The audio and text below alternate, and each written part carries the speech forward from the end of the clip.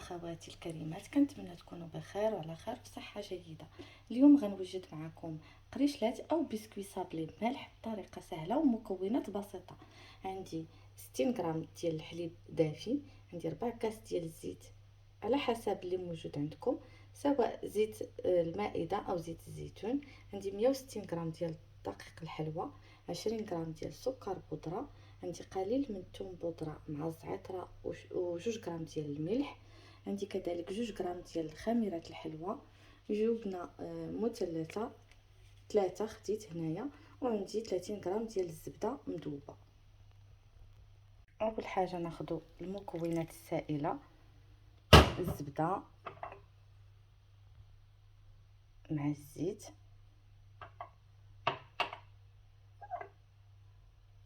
الحليب، هنا نضيف كذلك الثوم بودره، الملح والزعتر، السكر بودره، جبنه لافاش كيري،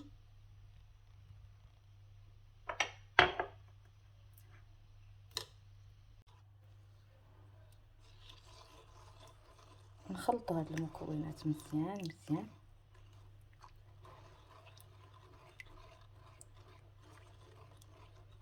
هاد الدقيق غنضيف ليه خميره الحلوى لو فيغشيميك 2 غرام، ونضيفوا المكون السائل، ومن بعد نشوف الا خاصني الدقيق غادي نزيدو مازال. انا ضفت هنا 160 غرام، وعيني ميزاني الا كان خاصني غادي نضيف تقريبا واحد 30 غرام اخرى، حتى ل 40 30 حتى ل 40 غرام.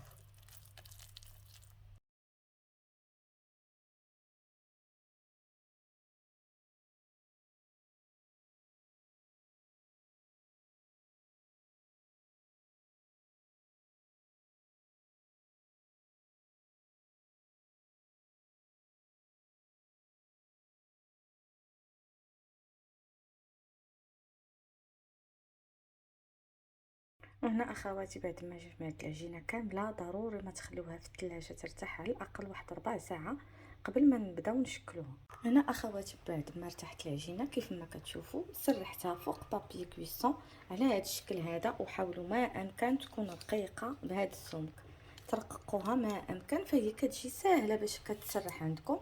وكتاخذوا هنايا الحشوات، كيبقى لكم الاختيار، انا غنقترح عليكم والاختيار لكم. هنا خديت الزرارع مخلطين، هنا عندي جنجلان اسود، وعندي هنا تحميره فيمي مع تحميره حلوه وتحميره حاره. اول شكل اللي غادي نبدا به هو الجنجلان الاسود مع جبنه كريميه او جبنه الدهن. غتاخدوها وغتطاليوها فوق العجينه او غتسرحوها فوق لاباط ديالكم، وانا معكم نوريكم الطريقه. هنا بعد ما سرحت فوق منها جبنه الدهن، كناخذ شويه ديال الفرomاج غابي وكنجي نسرحوه على هذا الشكل هذا في الوسط.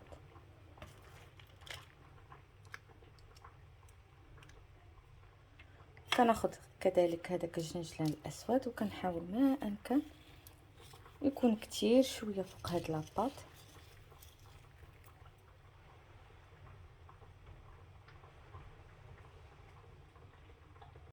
هنا اخواتي كما كتشوفوا ضعت الفرماج مع الجنجلان الكحل، وغادي نقسمها دي بوند. انا هنا غنقسمها 3 ديال لي بوند بهذا الشكل هذا.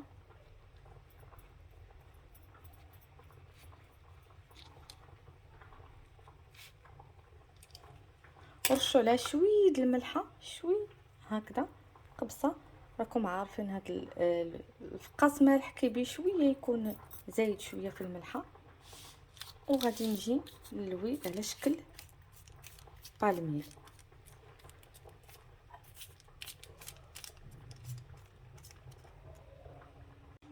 هانتوما اخواتي غنلوي هاد النص هكذا، ومن بعد النص الاخر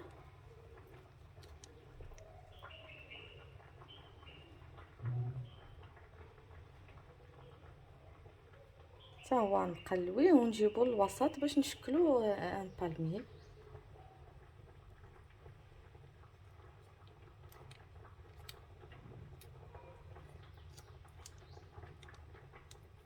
يكون رقيق.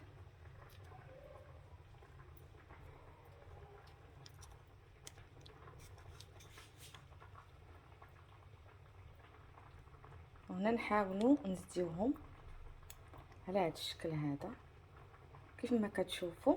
ملي غنزديهم ونجمعهم مزيان انا ندخلهم المجمد باش يشدوا راسهم شويه، عاد نقطعهم. هنا اخواتي كتوضعوها في بابي كويسون وفي شي حاجه اللي غتدخل لكم هكا المجمد. تحاولوا ما امكن تبسطوها شويه هكا بيديكم، علاش باش تشكل لينا دي بالميه اولا دي غولو. وهنا ندخلها المجمد تقبض راسها واحد 20 دقيقه حتى نص ساعه. صافي الشكل الثاني اخواتي حتى هو نفس الطريقه، كنسرحوه مزيان وكنسرحوا عليه جبنه الدهن، اي جبنه عندكم. انا هنا استعملت جبنه جيرفي، ممكن تستعملوا د الجوده ولا جبلي، اي مهم اي جبنه كريميه عندكم او جبنه كريميه. هنا سرحت الفرماج وغنجي نخلط هذوك التحميرات الحاره فيمي والحلوه، نجي نسرحهم هكذا نرشهم.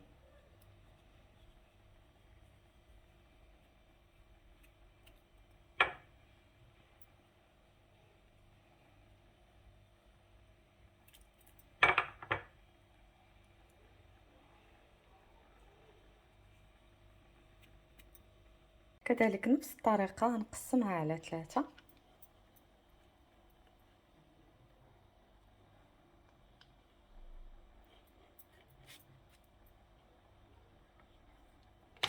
ونجي نلويها بحال غندير دي غولو، غنلويها بلا ما نجيب الجهه الاخرى الوسط، فقط نلويها على هذا الشكل هذا.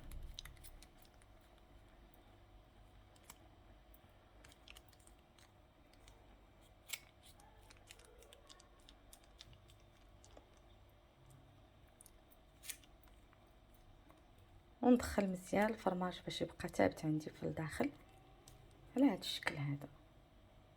حتى هما نفس الطريقه ندخلهم المجمد يقبضوا راسهم ونرجعوا باش نقطعوهم ندوزو للشكل الثالث. هنا اخواتي الشكل الاخير كناخذوا نفس الطريقه، كنسرحوا العجينه بشكل طولي وكنجيو ناخذوا هكا جراره ونجيو نقطعوا على حساب القياس اللي بغينا. انا بغيتهم هكا يجيو شويه طوال، ونجي نقطع بالشكل هذا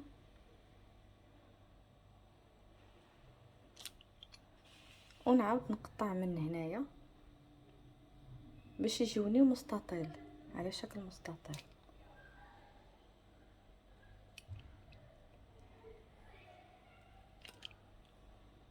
كتشوفوا اخواتي على هذا الشكل هذا باش يجوكم مستطيل، دهنوهم بياض البيض وخليوهم في نفس الطاوه اللي غطيبوا فيها، ما تهزوهمش من بلاصتهم باش هكا تجيكم الطريقه سهله وتحصلوا على كميه كبيره. بهذا الشكل هذا ندهنوا بياض البيض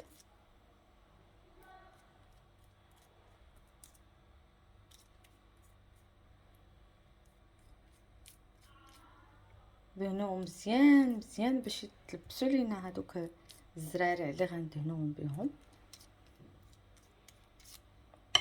صافي وهنا كناخذوا دوك الزرارع مخلطين وكنجيو نرشوهم على هذا الشكل هذا.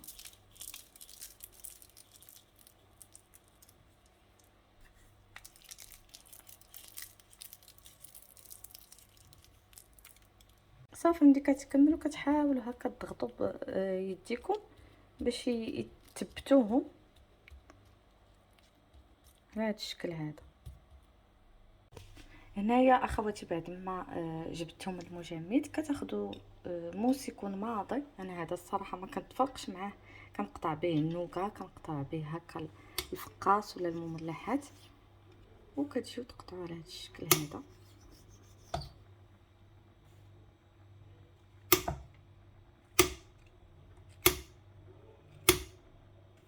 انا خليتهم شويه عراضين باش ما يجيوش رقاق بزاف.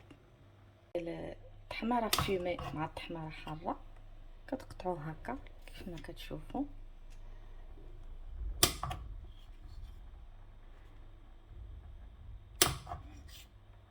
الشكل ديالو كيبانوا هاد لي كولور هادو. صافي هنايا نكمل التقطاع ديالهم، نستفو في طاوه مع بابي كويسون ونديرهم في الفران يطيبوا. هنا صافي قطعتهم كاملين كيف ما كتشوفوا، غندخلهم الفران اخواتي شعلوا تحت وفوق على درجه 170 تقريبا، ياخذوا لنا 25 دقيقه باش يتحمروا، وخاصهم يتحمروا مزيان باش يجيو طايبين من الداخل وتكون فيهم تقرميشه. وهذه هي الوصفه اللي وجدت معكم اليوم، كنتمنى تنال الاعجاب ديالكم. مملحات مقرمشين هادو بالخصوص جاو واحد المذاق ما نعاودش لكم، مقرمشين ولذاذين. هاد الزرار عطاوهم واحد النكهه خاصه، هادو كذلك ديال الجلاله الكحل حتى هما جاو فنين، مذاق رائع.